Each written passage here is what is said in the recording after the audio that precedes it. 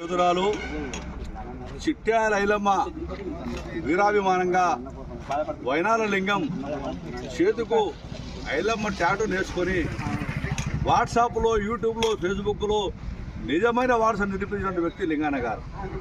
ఎవరైతే ఐలమ్మ వారసులమని చెప్పుకుంటుండ్రో, ఐలమ్మ వారసులం మేమే, మా హక్కు మాదే అని మీరు అంటున్నారు కదా, ఇటువంటి వీరులను మీరు మర్చిపోతారని చెప్తా ఉన్నాము. ఐలమ్మ ఒకరి సొత్తు కాదు, సమాజ సొత్తు, వ్యక్తి సొత్తు, వ్యవస్థ సొత్తు, యావత్తు రజక సగాన్ని కాదు, సంబంధ వర్గాల కోసం పనిచేసిన ఐలమ్మ గారిని ఆదర్శంగా తీసుకోవడానికి ఇలా మన అనేక మంది ముందుకొచ్చారు. కాబట్టి ఇలా లింగన్న గారు స్ఫూర్తిదాతగా నిలిచి ఐలమ్మ నిజమైన వారసులని చెప్పి తెలియజేసే కార్యక్రమం పెట్టండి. కాబట్టి అందరూ కూడా ఐలమ్మ వారసులము, మేము ఆత్మలోంచి రావాలి, ఇంటిలోంచి కాదు రావాల్సిందని మరొక్కసారి చెప్తా ఉన్నాము.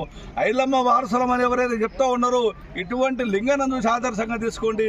ఐలమ్మ ఒకరు సొత్తు కాదు, సమాజ సొత్తు, శక్తిత్తులు లేకుండా సమాజం సేవ చేసింది కాబట్టి మహనీయురాలైంది, వీరురాలైంది. కాబట్టి ఈరోజు తెలంగాణ తల్లి ఐలమ్మను ప్రాంతం ఉన్న తెలంగాణ ప్రాంతం గుర్తించింది. కాబట్టి అటువంటి మహనీయుని తమ్ముడు ఇలా పెద్ద మొత్తం ప్రచారం చేసి ఇటువంటి వ్యక్తులు మనం సహకరించాలి, సపోర్ట్ చేయాలి, ముందుకు నడపాలి.